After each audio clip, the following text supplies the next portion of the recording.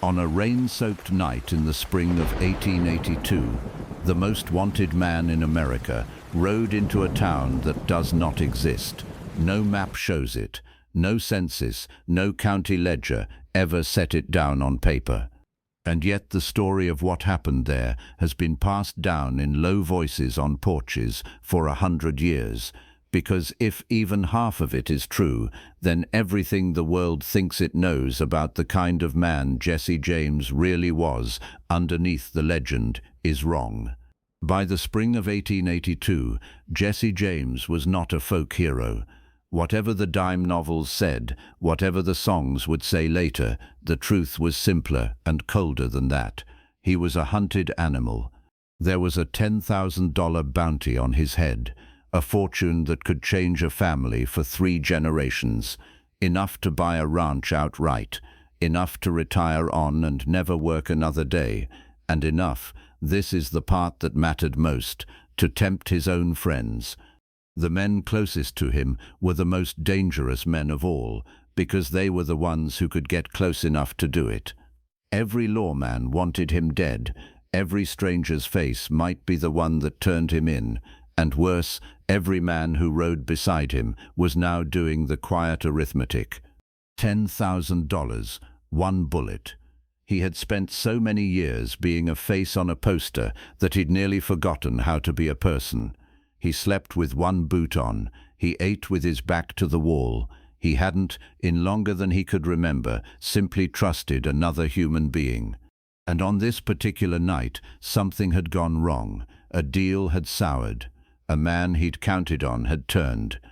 There had been a few seconds of violence in a dark place, and Jesse rode out the other side of it into a black spring storm with a graze bleeding above his eye and no clear idea of where he was going, just away. That was the only direction he'd known for years, away. He was half frozen, soaked clean through, his horse stumbling and blowing hard in the mud when he saw it. 1 light, a single lit window, small and yellow and warm, at the end of a muddy road, in a place too small and too poor to have earned a name on any map. The few souls who lived out that way called it Hollow Creek. You'd have ridden past it in daylight without ever knowing it was there. Now think about what a lit window means to a man like that. To most people, a lit window at night is comfort, home, somebody up late. To Jesse James in 1882, every lit window in the world was a loaded gun. Behind it could be a lawman cleaning his rifle. A bounty hunter waits, a nervous neighbor with a shotgun and 10,000 reasons to use it.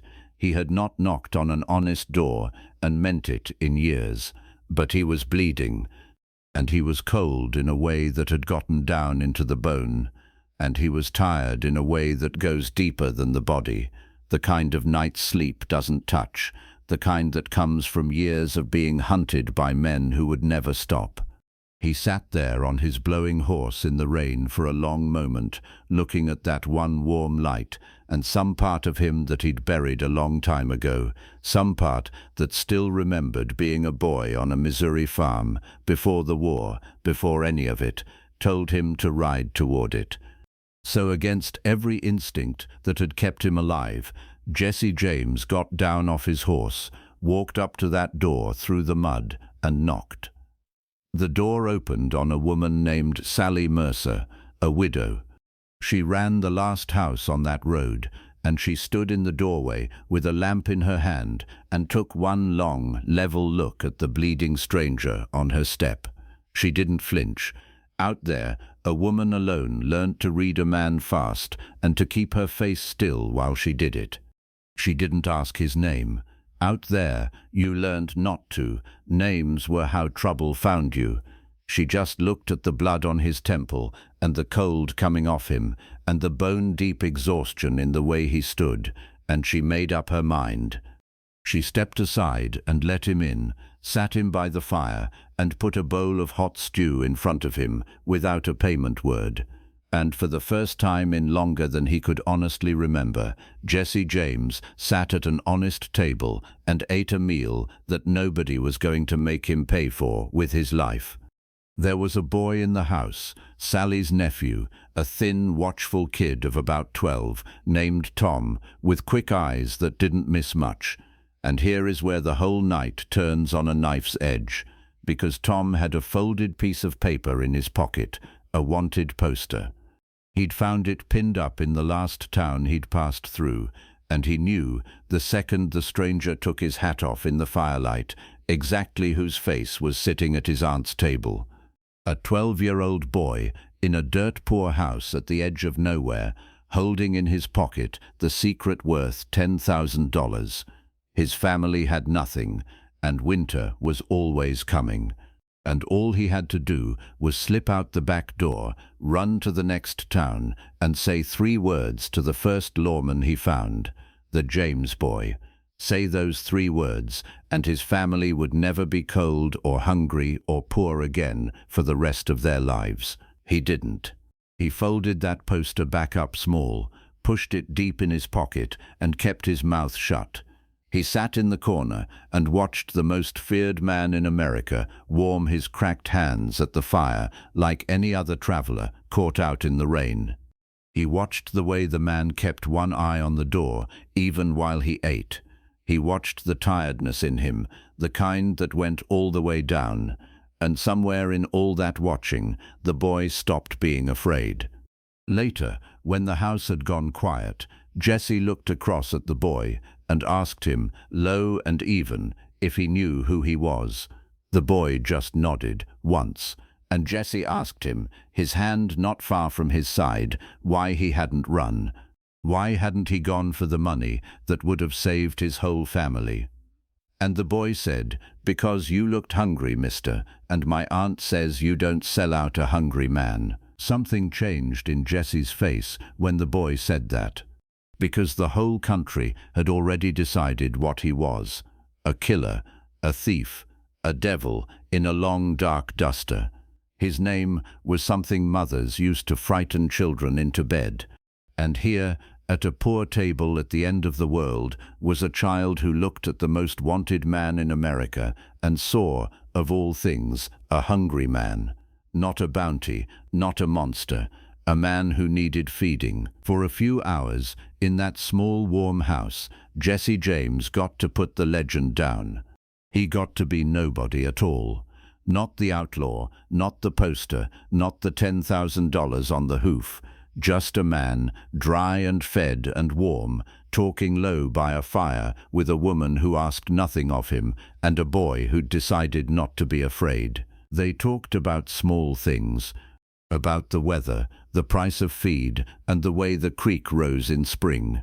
Sally told him a little about her husband, gone 3 winters now, and how she'd kept the place running alone since.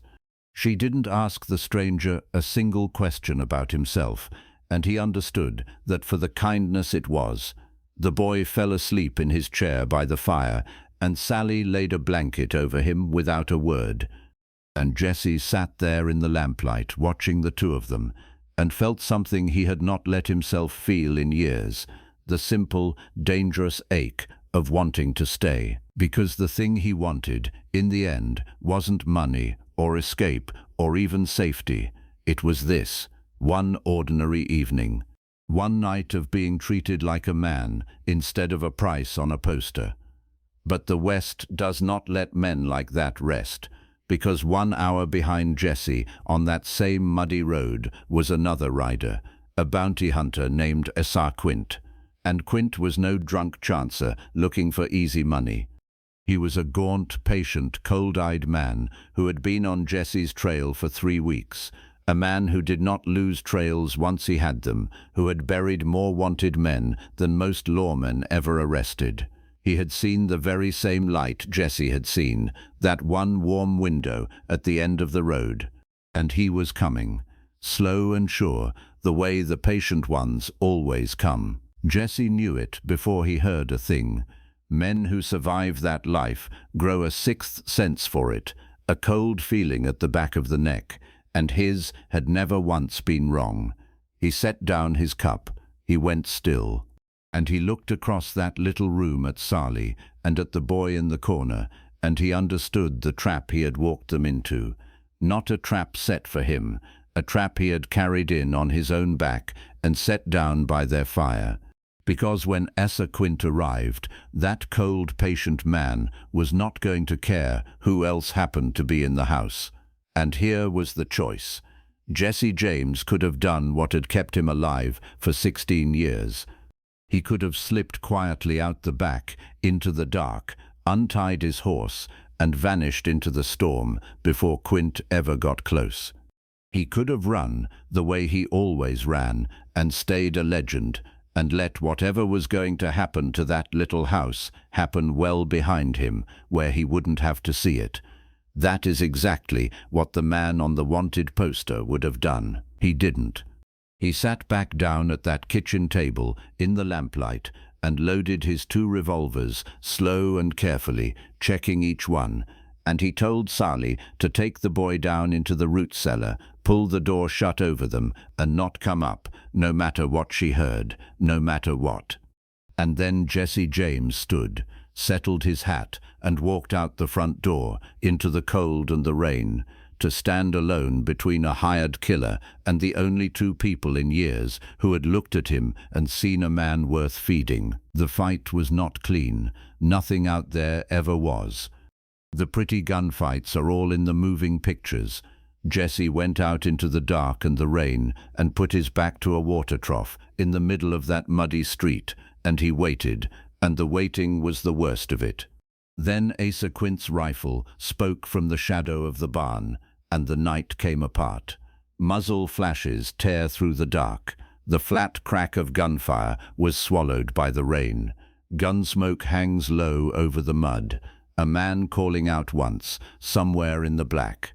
Jesse moved between the cover, the way a man moves when he's done it 100 times, and hates everyone, firing, rolling, firing again, the cold rain running down his collar, and then a long, terrible silence that went on far too long.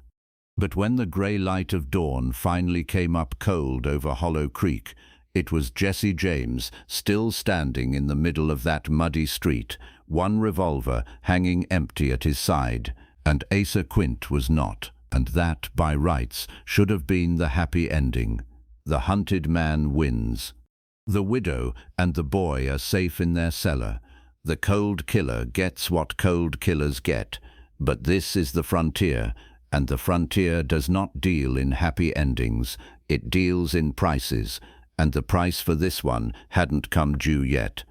Because, by winning that fight, Jesse had taken from that little town the one thing it had ever truly owned, its invisibility.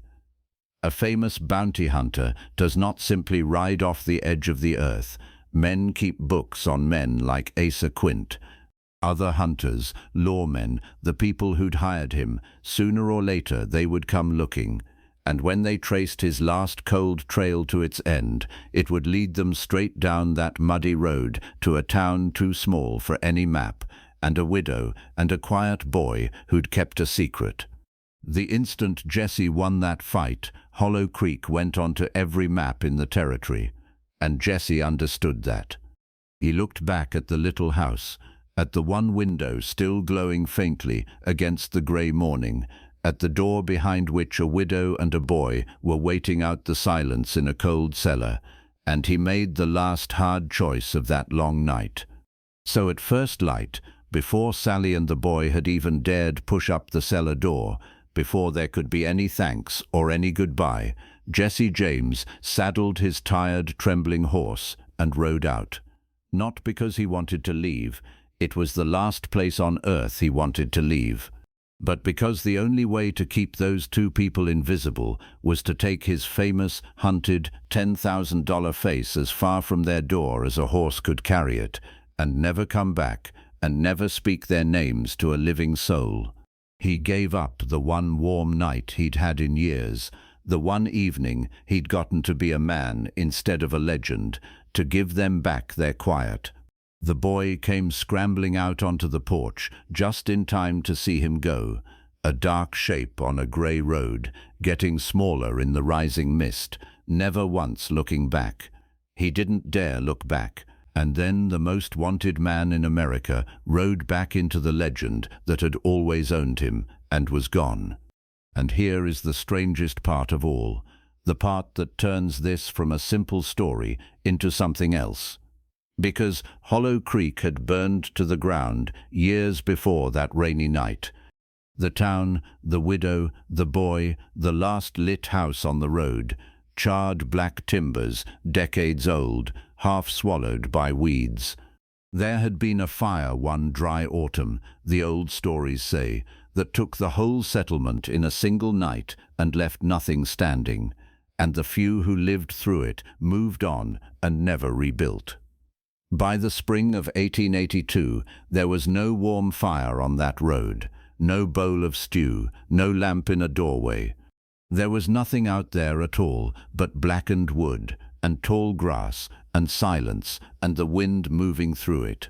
So either the whole thing is a tale, lovingly passed down by people who needed to believe that even the worst, most hunted man in America had one good night left in him, one chance to choose right when choosing right cost him everything.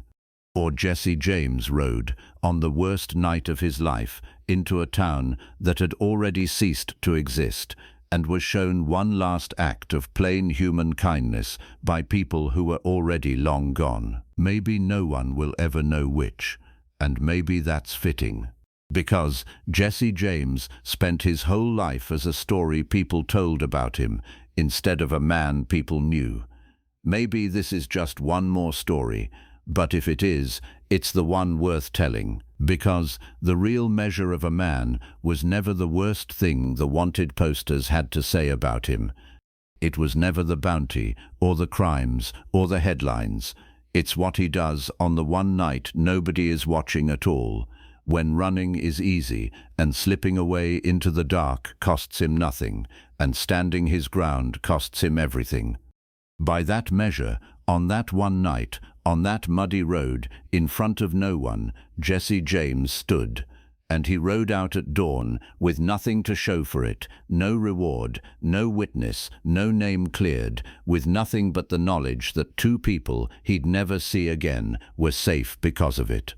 There are men with clean names and fine headstones who never once in all their lives did anything half so decent,